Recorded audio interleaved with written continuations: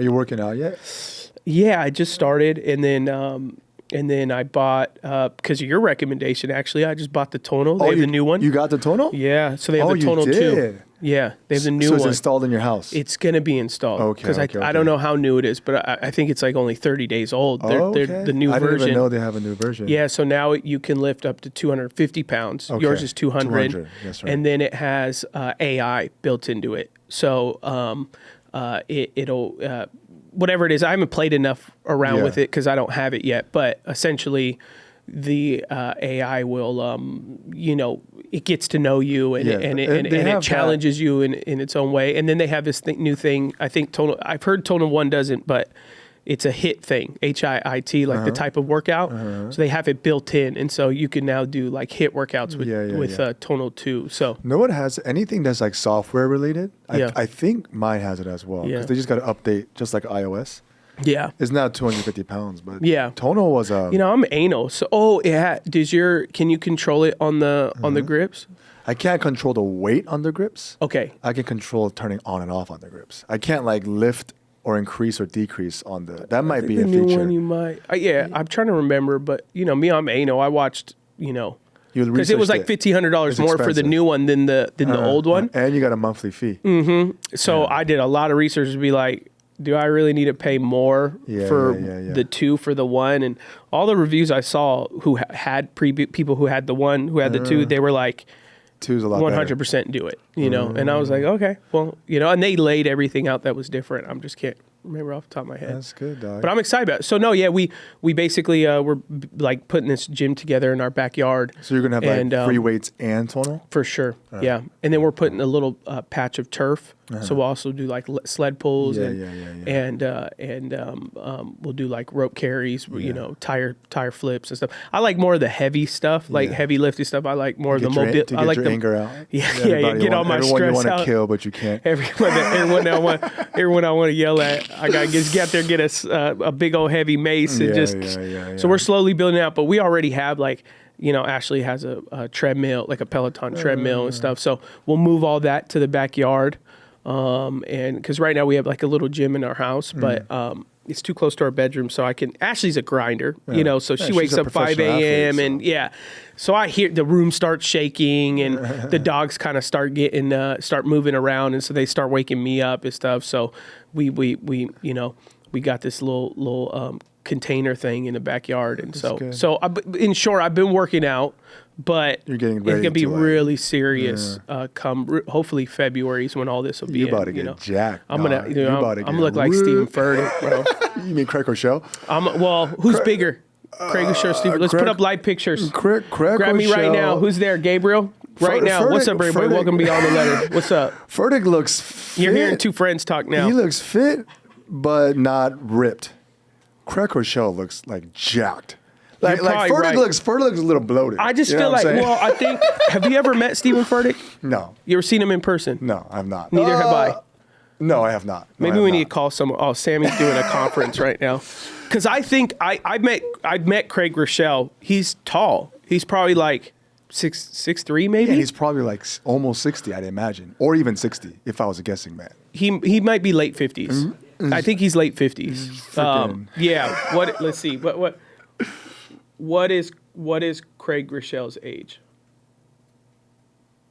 He's 57. Yeah. I don't know what I am and am not allowed to talk about, but this isn't straight from Craig. But peptides, hormones, all that stuff is really popular. Not steroids. There's no way he doesn't do it. He does it. Yeah, I know that. That's the stuff I'm on too, though. So that's why I feel like I share it because I'm not outing him. I do it too, and we've had episodes where I've transparently. You got him? All right. So let's see Stephen Furtick now. Look at that. You see, like he's. But I think he's shorter.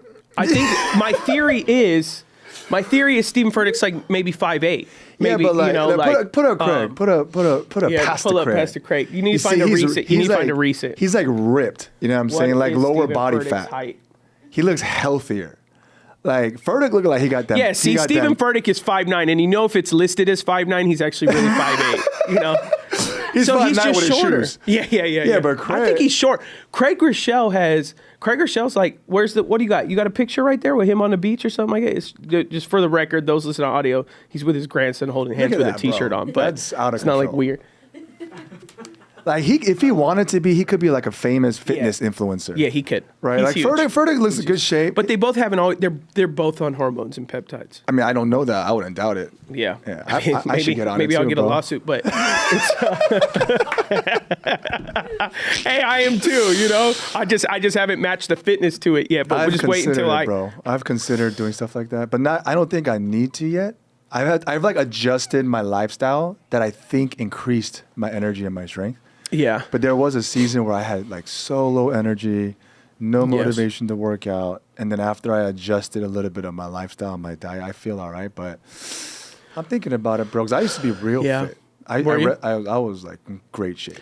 I feel like you have good genetics, though. I think you could get. I do have good genetics. Yeah, I think you could get into it with just start eating a bunch of protein and start working out heavier. You're gonna. Yeah, you know, that's why tonal was a game changer. Because I used to work out at the gym probably like 5 times a week since high school until I had kids, and I just couldn't get back into it for like 4 years. I couldn't get back into the rhythm until I got tonal. Yeah. So tonal, I work out 3 to 4 times a week. That's average. good. Yeah, for the past couple of years. Are you able to lift the max weight on it? Yeah, on pretty much everything. Like, does it feel like it's not enough weight, or you feel like it gives you everything? It's you good need? because I'm no longer trying to get jacked. Yeah. Like back in the day when I was like, free weights, I was trying to get stronger. I work out to get just throw it up, bro. Yeah, you just want those veins while you're preaching, you know. Yeah, I mean? my max bench press was when I was in college. Yeah, 375. 375. Yeah. So I did strong. I did 305, but I weighed 150. I weighed 150. Well, that's like that'd be like me doing 450. Yeah, that's a ton. So I wrestled in high school. And really? Because I wrestled in high school, I was like dialed in on that like weightlifting exercise. And as an adult, you've just never gotten into like jiu-jitsu or anything like that since you wrestled? I did some MMA when I was a sophomore in college. There's a guy named Eric Paulson. He had an MMA gym. This is back before like UFC was for popular. Sure. And I went, and then he tried to recruit me. Like, 'cause right when I got there, he could just tell that I wrestled in high school, so he put me in the cage with like UFC fighters. Yeah. So that whole practice, I was wrestling with the UFC fighters. What he don't know, I pushed myself so hard because I haven't like gone that far. I went into the bathroom and started throwing up. Isn't it? There's nothing like throwing up during a workout. It's just. Yeah. And then he pulled me aside and he was like, "Hey, man, come over here." He's like, "I'll cover your membership, like come through." But I was pastoring, and so I was like, "Nah, I'm good." Yeah, too much responsibility. And then I got knocked out. And so after that, I'm cool. You know who we got to try to get on is my friend Jimmy May, who's an ex-Navy SEAL. He's a Navy ex. Yeah, he lives in San Diego, but he's done a men's night for us back a couple years ago. But he's invited me to come do jiu-jitsu with him. I'm just so afraid not to do jiu-jitsu, but to do jiu-jitsu with a Navy SEAL. Yeah, because he's gonna try to tap you out just to mess around with you the exactly. whole practice. He's gonna throw you around like a rag doll just to show you. I mean, I got like 100 pounds on him, and he's still gonna show me that he can maybe. Old me would have had 100 pounds on him, not the current me. Yeah, well, bro. Once you start working out with your diet, with everything you're doing, you about to get Jack D's all the time. Thank you, bro. I got holidays were tough. I put weight on, but I'm already top of the year. We do a fast and all that, so I'm already down 10, and so good. I'm so I'm gonna lean out, but I'm excited to start working out. Yeah. It's tough to do it in the city. I get stopped a lot, and believe it or not, topic of conversation for another day. But I get stopped a lot, not just by guys. I get stopped a lot from girls that go to church, and girls do not dress like they used to in the gym no more. And so I don't want, I'd love to hear your story, but I don't want to hear your story while you're wearing a sports bra and the type of clothes you're wearing, and then somebody walk by and see Pastor Adam talking to somebody, half naked. Which God bless you, but I'm okay. I try to go to public gyms. I walk away and I just go, I'm not. And sometimes I once had a girl who's like, I was getting private training. Another girl was getting private training. She was dressed the way that girls dress, and she gave me a hug because she what our church has done has meant so much to her. And I was just thinking in my head like this does not make me feel comfortable. Yeah. And we've joked about it in our Beyond I Do before with my wife. The marriage one is like, I'm on the outside I look young, but mentally I'm like a 60, 70-year-old grandpa. And so Right away, I just go, I'm not comfortable with this. Yeah. No, I'm careful with that stuff too. Yeah. And so we were just hanging out this past week with a few friends at our house, and we're even talking about like when I pray for girls. Yes. I don't even put my hand on their shoulder. Yes. I just go like, hey, let's pray. And I just pray like this. I'm like, Father God. Yes. Put my hands down. Yes. Yeah. I still remember when I first got married, because as a youth pastor and as a young man, I would disciple men and women, especially when you're single, you just kind of disciple anyone. And then I think it was like literally the week of, or within a few weeks, I went out to have lunch with a friend. And it's a girl that I was happening to disciple. Right. And she looks up to me. She's also a minister. She was, and she's still preaching. She's a preacher. She's a pastor. She works at a large church. I come back from home and Andrea's like, that's the last time you're ever going to meet with a girl one-on-one. Yeah. I was like, what? She's like, I'm a PK.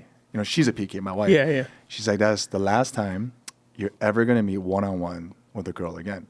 I was like, honey, what you tripping on? She said, no, I'm not tripping on you. I'm looking out for you. Mm-hmm. And I was like, we were at a coffee shop in public. She's like, I don't care. That's the last time you're ever going to have a one-on-one meeting with a girl ever again. I was like, all right, cool. And that was literally the last time I had a one-on-one meeting with a girl ever again. So even with our staff meetings, when I do have one-on-ones, it's like everyone sees us. If it's like, because I have some female staff. Yeah. And we're like in public, but like to the side where my wife and everyone else is. Yeah. So she's pretty like, and she was wise. And no, that's good. And I have this is a random memory. When I was 18-year-old youth pastor, my first speaking engagement, there was a girl who got, she was like manifesting demons, right? So I went over and I casted a demon out, and she happened to be a fellow college student at Biola. So she was serving there for the high school students as like a teacher, like a small group teacher. But when I spoke, manifestations happened. So I went over and I casted out a demon. And after she came to her senses, she was like crying because of shame. She was a little embarrassed. So, coming from not in the church world either, because I just got saved, but I became a youth pastor like a year and a half later. Yeah. I put my arm around her shoulder to like comfort her. I was like, you're good. And the youth pastor there is like an older brother of mine. He's like 10 years older. He's the one who invited me. Yeah. He like taps my shoulder, right? And I look and he goes like, I was like, yeah. I don't know what he was doing, so I just kept praying. He goes like this. Stop. He's trying to say stop and he holding. Whispers hold her. He's like, don't touch her. Get off of her. And I was like, oh, I didn't know. Yeah. And he was like, hey, as a pastor, as a single guy, you don't do that in like the prayer settings. I had to learn. I was like, oh man, I didn't know like there was stuff like this, For sure. And that's gone a long way now, bro. Yeah. And so I have I have a lot of stuff like that I continue to try to guard myself. No, that's smart. Yeah, because it's like I over the years, I've had to have a lot of conversations. I'm very, you said it's your wife being a PK. It's like me too. So it's like I was raised in it. And I've seen the parameters my dad has placed. I've even heard my dad, even at a young age, be very transparent, with my mom in certain ways. Like, hey, I found a girl attractive today. I had to step back, and I brought Connie and my assistant, all that kind of stuff like that, and just making sure that he gave no room for the enemy. And so it was like, wow, this is real. And then one of our we call him Yoda here at our church. His name's Pastor Kenny. He's over our counseling and care and stuff like that. But he's been a pastor on staff here for 28 years. And you probably know this old adage, but he says, like, as a minister, stay away from the 3 G's, the girls, the gold, and the glory. And so he always gives young pastors the talk, which is, hey, watch out for the girls, watch out for the gold, and watch out for the glory. And then he shares it with women too, and guys, gold, glory, same premise. But also for girls, sometimes we had gossip, those G's, right? So I think it was Vodi Bakum. You know Vodi Bakum, right? That's our old heritage. Vodi Bakum in his book, I don't remember the title of the book, but it was about manhood. And then he said, David was the godliest man in the world, Solomon was the wisest man in the world, and Samson was the strongest man in the world, and all 3 of them fell from adultery. Or they fell from a woman, right? David and Bathsheba, Solomon with the hundreds of wives and concubines, 300 concubines, and Samson with Delilah. And I just remember, when you're young and you're reading stuff like that, it marks you. Yeah. I was like, oh, I gotta be careful, man, with them. Because, we're just guys. Yeah, me too. Yeah, I started stuff early on, like, if I text a girl, I group text it with Ashley, like not a girl just in general, but if it's ministry related or stuff like that. Even at times with Nancy, we alternate, like obviously super work related stuff. She's just texting me, but also other times she's texting me and Ashley and stuff like that. And so there's just as much relationship that Nancy's having with Ashley as she is with me. And so it keeps my wife confident. It keeps her strong. It keeps my wife feeling like she's a part of this with me rather than her feeling like, what's Adam doing? Why is he hanging out with all those people? Who are those people? What is going on? And if I'm with just 2 or 3 guys, she assumes what I'm doing. I'm mentoring them or something of that sorts. But then you see me with, 2 guys, 3 girls or whatever. It's like, what are they doing? It's like, oh, they're coming out of a Easter meeting. It's her being aware of all that kind of stuff like that. But over the years, just finding out from her, like, what's her boundary on, because I think you and me are similar in the way that as pastors, it's like we just want to be available to people. We want to care for people, but in your care and availability, because that person is often hurt, broken, they can trauma bond with you and stuff like that. And so it's being very aware of what you do and what you say and how you say it. And even for me, it's like how I answer DMs. Here's Ashley's email. It's like somewhat like a woman will DM me and, I need to talk to you or blah, blah, blah, blah, blah. And I'll answer it really briefly, and I'll be like, if you want to talk further, here's Ashley's email, or here's so it's like trying my best to pastor with the opposite, but in the age that we're in today, being very proactive in going like right away. Hey, here's who you could connect with. I want to resource you, but I also don't want any regular conversation happening. And so for like in your case too, like if I pray with a girl, I don't touch them either unless they're sick. And so then if they're sick, I will lay hands on them and I'll ask their permission first. And I'll say, may I put my hand on your shoulder or anything like that? Because I do think, when someone's ill, it's like there is a comfort that comes in knowing that their pastor or whoever's praying for them is there with them. And touch is such a special thing. So it's like when you're sick, I'm gonna place my hand on your shoulder or if your illness is somewhere that it's appropriate to lay hands on, like we're I'm going to do that. For sure. Which that'd probably be the only time that I will actually physically, touch a girl. Or they'll come up and they'll be very touched by the ministry and they'll say, can I give you a hug? I'm like, yeah, that I'm fine with. I don't boundary that in any way. Because they'll come up, they'll be like, I know it's appropriate. Can I give you a hug? It just, you've touched my life. I'm like, give me a hug. But I appreciate that they ask, There was when I was probably like 5 years into our marriage, we were seeing our therapist or our marriage counselor, and then he gave me a book. It's called Close Call. And it's about a few therapists who got together to write a book based on the hundreds and hundreds of couples that had affairs. And then it's about emotional affairs and then into full-on affairs. But there's like a section in there that gives like from our research or from our experience, here are the precursors or the profile of the person or individual who's most prone to having an affair. And I checked like every box. Oh man! Surprisingly, one was ADHD. Okay. Yeah, and I was diagnosed. For me. I was diagnosed with ADHD in junior high, and they say because people with ADHD oftentimes are like they're seen as troublemakers. So when an opposite gender or someone other than his spouse affirms them, it makes them feel very special. The second one was I think it was they have a sexual past, right? So I have a testimony. There was another one. There was a few. Oh, they come from a divorced family, and there's all these things. I remember I was reading, and I was like, oh my god! I was like, check. And then it gives you all these guardrails how to like, just safeguard your marriage and stuff like that. Yeah. So Andrea and I have a pretty. What's that book called? Close Call. I forget the author's name, but it's called Close Call. It's called something adulterous. Yeah. Can you find that game? Who writes it? Yeah. Right. And so your parents had a divorce? No, that was that was like literally only one. Yeah, I'm like I didn't think I knew that. Yeah. They didn't have a divorce. They did. But I just remember reading check. Okay, I got one thing that I got safeguarded. My parents never got divorced. Yeah. Check. Yeah. Yeah. So I think what's interesting is like I'd like to hear your thoughts on it, and I know this one always gets us in deep water, but it is a different.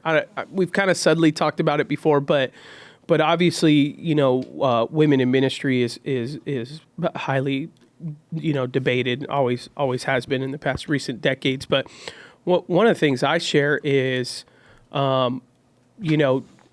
Deborah in the book of Judges, she was called as a prophet because it says that there were no men who were available to hear God. There was no men really being men. And I think we live in an age where I think we're starting to climb out of it a little bit, but we live in an age where a lot of men, not all, but a lot of men are not actively stepping into male roles that the Bible calls us to. So I think there are a lot of women who are stepping up to fill in a voice that men aren't. And I do think when you look at most women communicators, they're talking to women and young women, right, as a whole. Like I rarely hear content from women leaders that are like addressing fathers and men and stuff like that. Yeah. I think some people sometimes think that it's like, as when a woman's speaking and leading, it's like she's trying to dictate to the man how to be X, Y, and Z. I've rarely heard that in church. What I mostly hear a woman leading do is addressing their culture, their women, and they might say some things about male culture, but not much. But all in all, like, I believe that we have men that are struggling as a whole to step up and lead, and really lead in a way that God's created us to lead. But also, one of the things that I believe I'm thankful for on women stepping into leadership, and majority of women I know who step into leadership tend to lead, again, their gender, their space. And now if they're helping lead men too, I'm not even particularly bothered by that. I still believe in a structure and a hierarchy in the church as well. And I do think there always needs to be a man as the covering of a church and things like that. But all in all, it's like, in the age that we live in, with so much abuse and adultery and affairs, and that goes into church too, which is highly imperfect. It goes into leaders as well. One of the things I found that is if I don't institute women on my team to lead, while also, like you and I talked about, you and I have a lot of boundaries. Well, I think that's unfair for you and I to have as many boundaries as we have on investing in women, while also saying, and also women can't lead here, women can't speak here, you won't see them on a platform or anything like that. It's like, well, shoot, because like in older days, it was appropriate. A woman could go to a priest or a pastor and have time with them or whatever that may be, and he may instruct them and stuff like that. When today's age, relatively speaking, I mean, outside of therapy, which we have pastors that perform counseling and stuff, but outside of that avenue, it's relatively seen as like something you can't do. Like same thing for us, staff in our rule, like pastors can't go to lunch with a female. Pastors can't, drive in a car alone with a female, and all these rules that we have. But if we also said, and also like all of our women, the highest position you could do is children's ministry and an admin, well then like who is investing in women? And so I think one of the things that potentially, it's just an opinionated theological answer. I believe the Lord has called more women in this space and time to gain her influence and communicate and call, is because as men need to become more disciplined in their boundaries, and kind of even go back kind of the days of Billy Graham with the Modesto Manifesto and their disciplines and how they interact with women. Like, we also need people speaking into women's lives and mentoring them and developing them and calling them. And so, that one of the that's one of my theories. I'm not heavy dispensationalist, but that's one of my theories right now on why I think, like, if someone goes, well, why are women leading right now? Like, if they would have, if it was part of God's plan, they would have been doing it 300 years ago, 400 years. Part of my answer is like, well, no. There's a lot of different things that happen now than 400 years ago in terms of our ecclesiological expression. So we're modernizing all the time. And the way we do communion today isn't the same they did it 400 years ago, unless you're, some type of denominational thing. But, that's just my thoughts on it. What are your thoughts? I mean, I'm almost full-blown egalitarian now, dog. Yeah. Like almost all the way. Go Eagles. Yeah, go Eagles, baby. But like, I'm like, I got a chuckle from Gabriel, the theology nerds. I don't know if that was that book. It was. Is it Dave Carter? I think so. We talk about which one? Close Call? Yeah. It's like a black cover with like a like a white cover. Yeah. That was like exclamation mark. That's the one I read. I mean, I just believe in the full expression of the body of Christ, which includes all gifts, and male and female. And so, I mean, Joel chapter 2, or was it 2 or Acts 2? In the last days, I pour out my spirit on all flesh, your sons and daughters. I think it's Joel. Right? And, your sons and daughters shall prophesy. Yeah. You know what I mean? And then when I think about Lydia hosting the house church with Apostle Paul after she gets saved, she seemed to be some type of businesswoman that had the wealth to be able to, host them. And when I think about Junia in Romans 16, who's addressed as an apostle, when I think of, it was Lydia also the deacon, right? I forget which one. Philip, no. But I see throughout Scripture, I think it's evident that women were in leadership roles. And I think men, out of insecurity, some out of culture, some out of genuine theological beliefs, didn't, equip or empower women to lead in ministry. But for me at our church, and my context is, a lot of that goes through my wife. Mm-hmm. And then a lot of that just goes through me empowering women to lead. And just from my personal experience, my best employees have been women. I don't know what it is, Doc. They're just more responsible. Yeah. They're just more hardworking at times. Yeah. Maybe because there's something more to prove as women who've been maybe dismissed. But my strongest leaders oftentimes have been the women that haven't been given opportunities, and when they get it, they kill it. And so, I agree with you in the regards. I think more and more women are stepping up. But I just believe in women in ministry. So I'm just doing everything I can to equip and empower women to do the works of ministry. And so for even our preaching team, we have my wife and our next gen director. They preach on average like once a month or once every other month, and they just kill it. Yeah, and like the whole church gets like blessed. You know what I'm saying? And for me, I don't tell them to preach on like woman topics. Just preach the word, right? If the word of God addresses something to the fathers, talk to the fathers. If the word of God addresses something that talks to the men, call them out, but just make sure it's biblical and exegetical, and step into your gifts and calling. So for me, I believe in women in ministry. And fully almost. I'm at that point now. Even senior pastors, pretty much. Yeah. I'm not. That's the one. I'm not there yet. For sure. Yeah. Well, you said almost there. Almost there in the sense that I'm not. I think biblically, that's the only one I'm not. Senior pastor. I think biblically, I'm convinced of it. Yeah. I think for the sake of their personal lives and marriage, I don't want them to do it. It's almost like sometimes I don't want my closest disciples to go into pastoral ministry. Because I'm like, you don't know what. Yeah. I mean, you got to be a type of person, the type of character, the type of endurance. In similar ways, like just what comes with being a senior pastor and with the stigma that comes with the woman in ministry, I just don't want it upon them. But for me, I'm like, if you feel called, go do it. Yeah. I'm there. I'm pretty much there, bro. Yeah. I just don't know how comfortable I would feel knowing what they're walking into. Yeah. To like say, go and do it. Well, it's extremely difficult. It's extremely difficult. For many reasons. And even culturally, more than likely, you're going to raise a women's ministry. More than anything, there are some senior women's pastors, and with I don't know all of them, but with majority that I know of, it's like 80-85% women, and so there could be a cultural element as of right now that doesn't work. I wouldn't particularly want to start a church that only reaches one gender, and the husbands are either at home or at another church or something like that. And then I think, and I've been asked that before. We have people on our team, and I remember me and Ashley took a bunch of the women on our team that are on leadership to a women's conference, and I didn't go to the women's conference. I hung out with the pastor, the husbands, like outside of the church.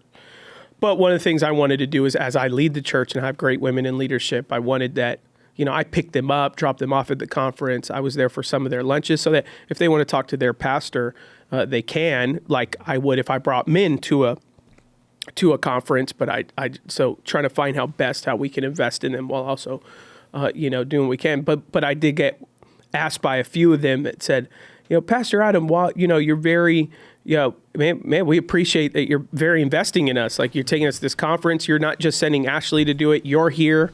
You're obviously not in sessions, but you're around everything else. And so that we could be around our leader and all that kind of stuff like that. But can we ask, some, deeper leadership question? I'm like, yeah, go ahead. Mm-hmm. Would you ever make a woman a campus pastor? Mm. I was like, okay, yeah, good question. And then they're like, would you ever send a pastor out that was a woman to start her own church? And I just, just truthfully, it's like we all, number one, I'm not there, so I don't have to personally navigate it. So I can only talk about in theory, and I can only talk about what I know. What my conviction does. It's like the famous Martin Luther when they tell him to reject the 95 Thesis, that he wrote, and he said the one thing he can't do is go against his conscience. Mm-hmm. So he was like, I could tell you what you want to hear, but just so you know, my conscience says otherwise. And so for me, sometimes when I answer this stuff, it's like, I don't know that I even put enough thought in it, but I could tell you what my conscience says right now. And then I just told them, honestly, my conscience right now would be that I would not send a female to be a campus pastor. And I was like, and I could go into many reasons on why I believe I wouldn't do that. And I go, but also I don't believe I would send a single man to be a campus pastor. Yeah. And for me, I also often send couples, not always, but often send couples, because I also believe today that men have to create boundaries. And so it's important that your wife can co-labor with you, because we do need her voice to speak to the women, and we need the women to be developed and mentored. And the man in today's age can't necessarily do that, or shouldn't. I shouldn't say can't, but he can, but wisdom would say otherwise, in the age that we live, in the sensitivity that we in. And so one of the things I appreciated was that they felt the freedom to ask those questions, and felt the freedom to be able to dialogue theologically on where they believe their church is at, and what we think. None of them had any issues with it. They all agreed that was the right thing to do, but they were curious how far maybe my egalitarian went. And I was like, no, I mean, I have boundaries, I have convictions. I'm not open territory, and I'm not saying I'm against someone who isn't, but it was just nice that they asked that, and then I actually had to really think about it. And since then, I would say I'm probably still at the same place. But if there was a couple that was married, and now we may have a couple that, like, the wife is like way better, at communicating than the husband, and that's fine. I just still have to know that there is a man who's leading and speaking life. Sure. And also, I believe scripturally and biblically should a woman have a family that as the priority. We know this for men and women. Your priority is your family, but the load tends to be held on the wife, that is necessary for the children's development. Sure. So I don't even know that I would feel responsible to the Lord to be like, because I know what ministry takes of you. Sure. And I'm like, I know for sure if I made a woman some type of campus pastor, or went off and been a senior pastor, like, the family's going to be affected 100%, because the family's affected. One of the things I tell men going into ministry, like, your family's going to be affected whether you try to do this perfectly. Sure. Your family, it's going to be tough. For sure. And so as a wife and a mother, I think it's just a job that would be so difficult on 100%. That level of leadership to do and have a family. It 100%. I agree with that. I agree with that. Maybe like a year ago, this was kind of that, took me on that journey to continue to think about, like, my view of women in leadership. It really started as we were ordaining our first 4 elders. And one of them was a female that I really felt like, but they're a couple, it's husband and wife. Yeah. But there's another male elder that we ordained, but we didn't ordain his wife. Okay. And as I was thinking through that, I came across this framework from Dr. Robert Clinton. He taught at Fuller Seminary. and then he uses this for many things in scripture, but he uses it also for women in ministry. He calls it the starting point plus process model, where God engages a particular people in a time of history in a starting point, and then over time, over a process, he moves them towards the ideal. So he talks about, for example, like marriage. In the Old Testament, it seems like God endorses polygamy. But when you read any time anyone had more than one wife, things went wrong. Yeah. Right? And so the way you pick up truths from narrative is how by it seeing, ends. Exactly. Yeah. But he says, but when you read Genesis, like the greatest men of God had polygamous relationships. And what you see is that God meets them where they are, starting point. Then he moves them towards the ideal, in which Jesus reiterates in the Gospels. And then in Revelation, the ultimate ideal is the bridegroom and the bride, Jesus and the church. He does that with slavery, right? It's a starting point plus process model. He talks to a particular people where slavery was a part of their social economic fabric, right, in society. And it's as if God endorses it, but as you get to the New Testament and all the way to Philemon, you see that God wants equality. There's no longer Jew, nor Greek, nor slave, nor free, right? No male nor female. And he says the same thing, that's how he sees women in ministry as well, or women in leadership. The starting point in a patriarchal society was where women and children were like second-class citizens, as long as slaves. And so God meets them where they are, and then over time, through a process model, he's recovering, the Garden of Eden, where there are distinctions. But when it comes to leadership, that really helped me understand perhaps even some of the changes and shifts, and how in each generation there's more responsibility, more authority, more freedom, more giftings that are elevating, even the groups that have been historically marginalized. And so for me, that a couple, and you've heard me share on this podcast all my theological reasons. Right, reasons we've done episodes on that for sure. Yeah. But I still have all the same concerns, right? But in the same way how we say we wouldn't send a single man, right, to be a campus pastor, but then Jesus was single. Yeah, right. Apostle Paul was single.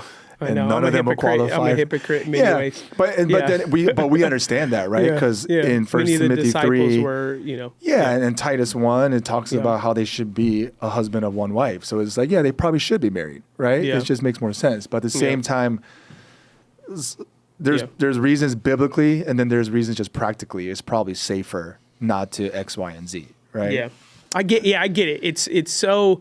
And some people may care about this conversation or not, but this is the stuff that we, who are pastors and, Bible nerds and theology nerds and love, but also love people. It's we have to wrestle with these things because people think that we just come up with these ideals because our school taught us or this or that. But in the same regard to what you're saying, it's there's a lot of things that come in that, it's okay, for, then the first 900 years of Christianity are really after 300 when the Catholic Church became a thing. It's for those 900 years that priests were the only ones that led in the church and took a vow of celibacy. They were single, and they were, they're leading congregations. It's so there are a lot of, you can pose a lot of, there's so problematic, things. The only thing I would say that I would begin to argue, if anyone says that stuff, I'd say, as Protestants, we have a different structure that we disciple through, right? So the Catholic Church has the confessional, and so they have a room, and it's separated, and it's in public, it's in the building, it's and so, but in the Christian church, confession happens in an office, a little bit more different intimacy happens face to face. It doesn't happen in a well, and I could see why the Catholic Church created those things over the years, because it's the priest started getting a little bit too comfortable with old girl while he was taking her confession. Or old so boy, it's too. Sure, or boy. Sure. So let's put them in a wood box, sure. because that's never transcribed in scripture, but that's an expression of theirs, right? And it's in theory, I get why you would do that. It helps protect inappropriate feelings, emotions, trauma bonds, all these things that even now we know, exist psychologically, right? So it's there is arguments that I would say, should someone say, well, look at the Catholic Church, they've had single people, or look at this incident. I'd say, well, they've built their ecclesia to, as best as possible, even though there's abuse everywhere, to try to prevent some of the things that a single person would experience. But when you're in a Protestant church and you're a single man, you're just being sent into a city and you're having coffee meetings with people as you build this church, and you're discipling one-on-one and all that kind of stuff like that. Man, I'm going to put you in a very difficult predicament, as a single man that I just probably wouldn't choose to want to do, even for me with like hiring staff. It's like if anyone's single in their season, it's like we really, really want to put a lot of attention to them, because even then the person you marry is also gonna detract. Like I've had a lot of people over the years that like single, they are amazing. They are such hard workers. They get married and they have such purpose and vision. They get married and their spouse ain't on board for what they're doing in the church. For sure. And it's almost like, I can't even think of the example, but it's almost like they become a different person. For sure. For sure. And I've seen that happen. I've seen friends who leave the ministry. Yeah. Yeah. And I'm like, 2 years ago, you were like, you loved this thing. Yeah. You loved being available for people. You loved pouring into people. Like now it's a burden. Now you don't make enough. Now you don't what's going, my spouse, I come home and they said, with my degree, if I went and did blank, I'd make so much more. And I'm like, but you went into this, not worried about that. Why are you worried about that? Well, I hear it every day when I go home. And it's like, and it's like, or hey, I haven't been ordained fast enough. Who's telling you that? Well, my wife thinks that, or my husband thinks because so-and-so, and you're just like, man, so even like who when they're single isn't even the same person they're going to be when they're married. Absolutely. And we all evolve and we all change, but that does happen in a big case. I'd be a different person if Ashley didn't love our church and our people and I all remember, stuff like that. So I pursued my wife for about 2 years and she rejected me. She liked me. She didn't want to marry a pastor. And I was already a full-time youth pastor at that time. So that's some of our own childhood trauma and X, Y, and Z. And then I remember as we were getting about to become official, and then we got official, I remember I wrote her a long email. And I remember I was just motivated just out of, I think just I wanted to love her well. And I wrote this long email where I was like, hey, it was something along the lines of, I just want you to know I'm doing this for the rest of my life. I'm about to get emotional thinking about this because ministry is so hard. And I remember I wrote a long email and I was like, I love you. I want to marry you. But I want you to know, I have committed my life to ministry. Yeah. And that means we're probably going to be poor. That means that we're going to be loving people that are strangers to us for the rest of our lives. Da-da-da-da-da-da-da-da-da-da-da-da. And by that time, it's already been 2 years since she was wrestling. And she just, I remember her emailing back, I know. And I'm ready. I'm ready to do this. Yeah. And so that's been the case, And so I feel like when you do get married, especially if you're going to be in ministry, there's a cost to it. I was just reading Timothy yesterday, just part of my thing. I forget exactly what it says, but there's a moment where it addresses deacons and it talks about their wives, right? Yes. What type of wife, they can't be this, they can't be that. Yeah. Because I think you lead from your singleness and you lead from your marital status and you lead from your parental status, because you lead out of the seasons of your life and the closest relationships that you have. So I've seen that happen quite a few times.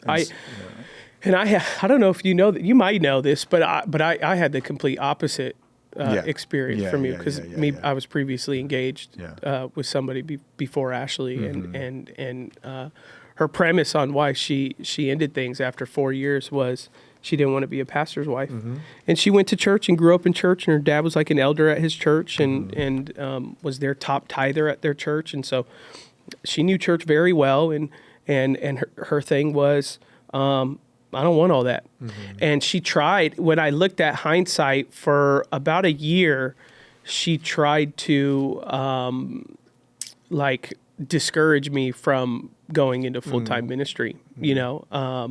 She wanted me to do anything else, even while I was in Bible school. And, it's like when I look back, it's like, had I been not resolved in what I believed was my call at the time, it pushed me to explore other things. Oh, well, and I had businesses ever since then. I still have since then. But it was like, okay, well, I'm doing this entrepreneur thing. Maybe I'll see what happens there. And it was, I talked to her, and I was studying theology. So I was like, well, maybe I'll become a professor. And she's like, yeah, I think I would prefer that over church. Professor's a teaching job, Sure. And I'm like, okay, well, that's why I went into theology. Not only did I love theology, but it was also like, the only people who went into the theology program wanted to teach. They didn't want to be pastors. And so I'm like, maybe I'll do that. And then the more I'm in the theology program, I'm like, no, I want to pastor, And so the more that became apparent, she was just like, I don't think I want to marry a pastor. And it was just like, number one, obviously it was crumbling and heartbreaking, but it was also like, thank God I didn't go with what she wanted for me, because it would have robbed me of everything that I believe God had called me to, which is then why when I was dating Ashley after 9 months, she had said, I'm just so scared of marrying a pastor. And I was just crazy like, drama. Yeah. And I was just like, oh, here it is again. I was like, there's that fear again, bro. Right? But a lot of women, they'll go for the sake of marriage. This is just church talk now, but a lot of women with young men, they'll say, yeah, I have no problem with you being a pastor. And they're lying. And then they get married and she goes, I got you. And she has every problem with him being in ministry, pastor or not, just in ministry. Sure. Oh, I have no problem. Oh, I love it. I love that you love people. And in the back of their head, they're like, no, I don't want anyone knowing my business. I don't want any, I don't want the sacrifice to do this. I don't want you, late nights working, caring for students at In-N-Out or anything. I hate the whole idea of it. But because I want you, or I love you, or I just want a man, I'm going to say yes.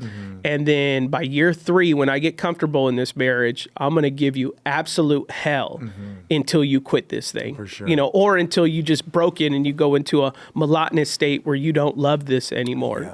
I see that all the time, and men do the same thing with the women in ministry for as sure. well. No, I'm okay with it. And then, you got another Friday night thing, and it's like, yeah, we have whatever, I'm not going. And then the spouse is by themselves all the time at church, or God forbid it ends in separation, right? Yeah. So, I see it all the time. I've seen that happen several times. People that I've pastored, mentored, friends. And it's hard, too, because, prior to that, you were always encouraging them to, persevere in the call. Yes. But then once you get married, your priority is your partner, is your wife. Yeah. And so it's it's not even like you could say, don't do what they say. Yeah. Right? So I actually have to shift. Right. I'm like, hey, actually, dying for your wife is more important than dying for the church, because she is the church now. Yeah. And so you guys figure it out. Yeah. But yes, your priority is her. And if you guys can't meet eye to eye, you got to figure out what that means for you. And that's happened several times. And sometimes they, they come back around. Other times they leave the ministry, even though that's what they deeply loved. And then I've seen after a few years, after the marriage gets healthier, it does turn out okay. Or other times it just falls apart. Yeah. You know what I mean? So sometimes she's just hurt or disconnected or whatever that may be. And if you can minister to that, then you can, potentially regain the household and the whole family. But if it's not, if it's rooted in selfishness, if it's rooted in pride, if it's rooted in a lack of understanding of what the church is called to do, then male or female as a spouse, it'll never, click and go home. And, there's one time I had to tell a young man that, really wanted to be part of our team. And I said, the tough part is you're not the issue. Your wife isn't there yet. And if I brought you on the team, you would hate this because your wife doesn't understand it yet. Because they would always say things like, I'm taking time off from serving because my wife says I'm not focusing on her or whatever. And I'm like, bro, you go into ministry full time. You can't not serve no more. It's like it's a daily grind. You going from serving Wednesday and Sunday to serving 7 days a week sometimes, even though rest is important, but it's like that's how it feels in ministry. 7 days a week. Like when someone texts me or calls me their grandmother died, I can say, hey, it's my Sabbath. Now, I know some pastors do that, but my conviction is it's not. I want to connect you resources. I want to just take care of you real quick. And so it's a 24 hours, 7 days a week job. And if you can't do it twice a week serving, and you got to take time off and sit down, all that stuff like that, you're not going to enjoy this, in the long run. Your spouse for sure ain't going to enjoy it. For sure. And so sometimes I don't walk with people, not because of them. They're like, they're great. For sure. It's that your spouse isn't ready, but you're a loving husband. Mm-hmm. So if I told you that, you would go into protection mode for your spouse. Mm-hmm. I expect you to. If you didn't, I think otherwise, so sure. It's not even something I always share, because it's like, I'm not trying to attack you. I don't want you to feel hurt. Sure. I've been in this long enough that I know your spouse needs time until they figure this out. But if you heard it from me, you would think that I'm coming at you in any type of way. I'm like, trust me, whatever I would say, I've said it to my wife. Like, we've handled, like we had that before, sure. But man, I know you and I are going to get texted by so many pastors from this podcast going, bro, you've said everything I've wanted to say for 20 years. It's hard, man. It's hard, bro. Like, this could be that one I know pastors are going to. No, even between me and my wife, we got to talk through stuff like this all the time, dude. Gosh. Even though my wife works full time for the church, there are times where I'm just too disengaged with her. Mm-hmm. It gets even more complicated for, I think, us, because we work with our wives too. Yeah. Sometimes I'm more engaged with my wife as a coworker than I am with her as my wife. And when that happens, everything starts to get out of order as well, sure. Right? Because we got things to do, vision to accomplish, plans to execute. And because we work together, sometimes our marital relationship goes on the back burner. And my wife feels that typically first, more than I do. Mm-hmm. And then we have to talk again, re-engage. Like, so for example, we're going on vacation this Monday. And then my wife, about 2 months ago, she kept saying like, and it's also our 10-year anniversary. She kept saying, I want to do something for our marriage. And I was like, oh, cool. I just moved on. Yeah. But she kept saying, whenever my wife says something 3 times, I've learned. Yeah. She's saying something. Yeah, you got to pay attention. And then she was like, I want to do this program. Can you like look up a program where we could get away for like 4 days? Not on vacation, but where we do like deep marital work. Yeah. And then finally, like a few weeks ago, I was like, honey, are you okay? Like, are we good? Because I was like, I'm good. I'm good. I was like, are you good? Yeah. And then she starts tearing up. She's like, like things are good, but it's been a rough year for me, And I was like, oh, like, I had no idea it's better. I know it's been a rough year for you individually because you've been going through some insomnia. Yeah. I didn't know it's been a rough year for us. Yeah. And she's like, no, I've been grieving and I've been realizing that more recently. I was like, what do you mean? She's like, well, with your new hobbies, your new passions, which has been fun for me to watch you explore as you no longer like idolize ministry as much. But like, I feel like you're pulling away a little bit more than normal again. And I was like, what? I had no idea. And then she's like, and as we go on vacation, I want to do something where we like get away. And she kept saying, I want like a marriage coach. And I kept going like, nah, we don't need one. I was like, we good. Like, we coach others. You know what I'm saying? Yeah. And so literally like 2 weeks ago, I was all right, let's do it. So we're looking into some programs like on-site, trying to get away. We just filled out the form yesterday. And so even again, like my wife and I have to like sit down and do it again. Like, okay, like what have I not been doing? What have I been doing? Where am I falling short? Where can I live up to more of who I call myself, who I'm supposed to be as a husband? And so like we're going through that again. Yeah. You know what I mean? So like now I'm like so looking forward to it. Like I'm looking forward to like during our vacation, we're trying to go to a program where it's like 8 to 9 is breakfast, 9 to 5 is therapy. Jeez. For 3 days straight. You do that 3 days in a row. And I already know she got things to say. Yeah. You're just ready. You're just ready. I want to hear it. And I don't know if I got things to say because my wife. You'll find it. Yeah, it'll come out. It'll come out. Because what happened a few weeks ago, I'll just say while we're on, like just full transparency. The last 2 times I preached, we got into a fight Saturday night. Mm-hmm. Right? Maybe it was the last 3 times. And then right around 10 o'clock at night, I would look at her and I would say, don't do this to me. She's like, what? I'm like, don't do this to me. And she's like, do what? I was like, I got to preach in like 9 hours.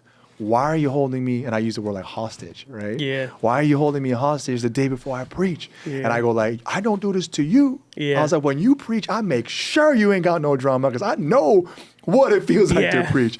And she gets so hurt. She's, I've been holding it down for the kids so that you can preach, so that this, so that, and now you bring so you can study in privacy and all that. And I'm like, but I've heard it. Right? And so, but then it just so happened that it happened 3 weeks in a row. Yeah. And, you know, as we talked through it, we processed through it. There's just some things that some new patterns that have been reawoken in my life that have been dormant for some time. Yeah. And so we have to address stuff like that. Yeah. And so as we go on vacation, I'm looking forward to, because I would say stuff like, you don't understand me because I would never do this to you. And why do you do this to me?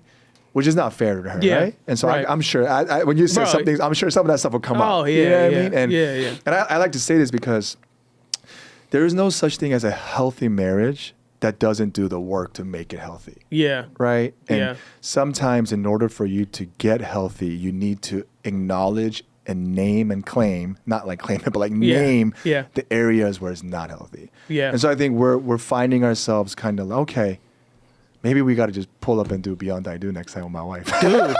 Yeah, you guys did one with us. That'd we haven't be fun. done one of those in a while. Bro, I was sharing this. It was a blast last time, bro. You Anyways, guys got to bro. come through and talk about. I want to hear her stuff on you. Oh, it's just too much time. Because here's what Ashley's gonna be doing. Oh, amen, girl. Amen. Oh, let me tell you.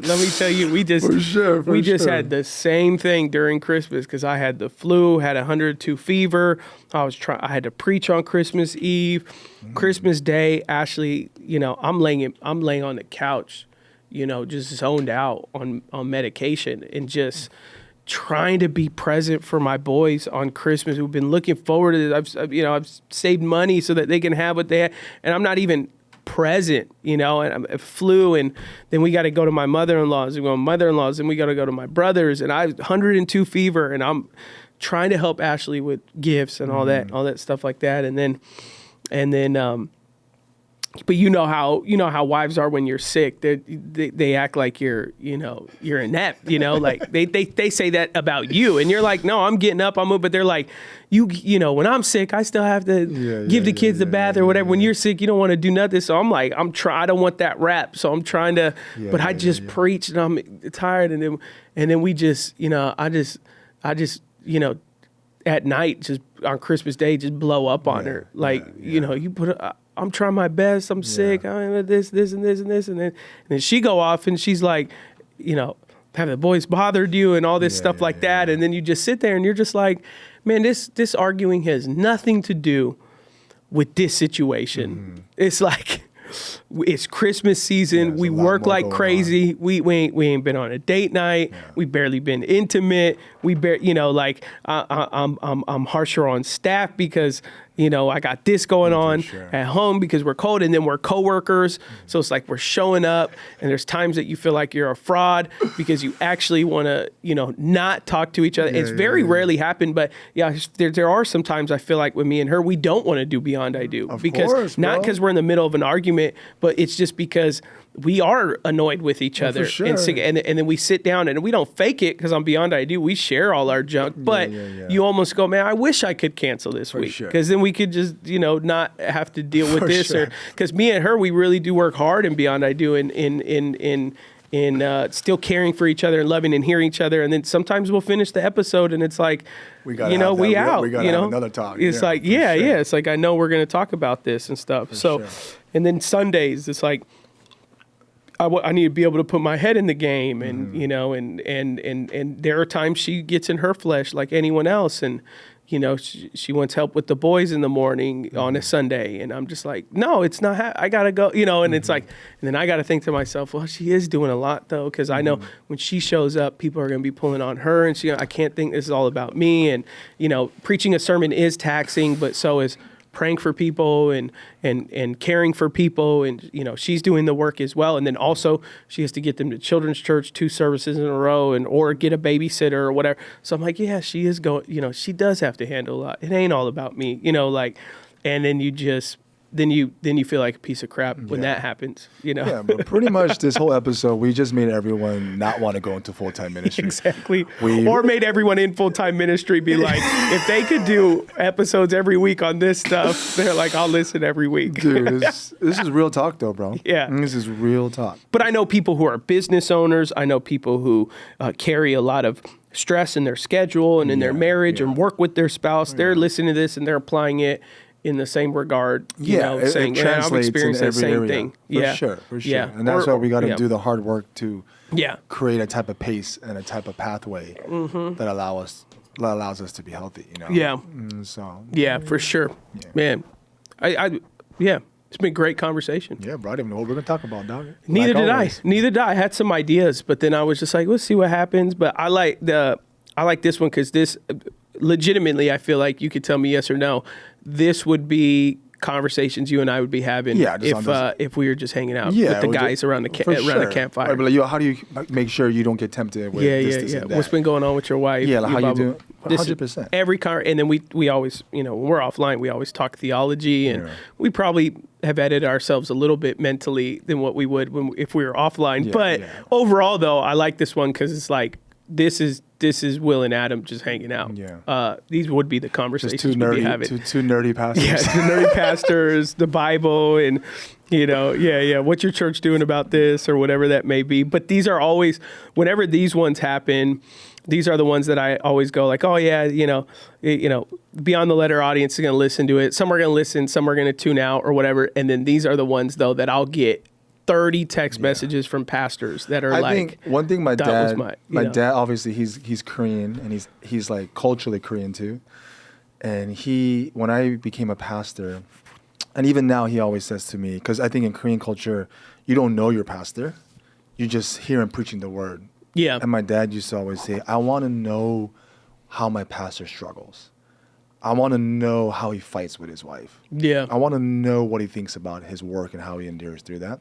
And so I think a lot of times we forget the people who perhaps may look up to us or may even be curious about us. Like these are the type of conversations that humanize us. And they're like, oh, okay, this is how you navigate this. This is how you navigate that. This is what we all go through. And so I've learned that as well when I'm more like, I'm not like as teachy, but I'm just like, we struggling out here. And then, oh my God, okay. Like, for sure. We could get through this too, Yeah, so, for sure. No, that's dope. Yeah. Man, well, all right, everybody. Thanks for joining us for Beyond the Letter. Will, thank you for coming through. Yes, sir. Back-to-back days, coming through, hanging out. Yes, but appreciate you guys. And as always, if there's ever anything you guys want us to maybe talk about or address or dialogue about, man, put in the comments, DM us on social media, anything like that. We would love to hear any thoughts that you guys have or anything you think that's up in the cipher of the world of internet or pop culture that you would love to hear, two pastors talk about. We would talk about it. Do it. Yeah. Peace out, y'all. Peace.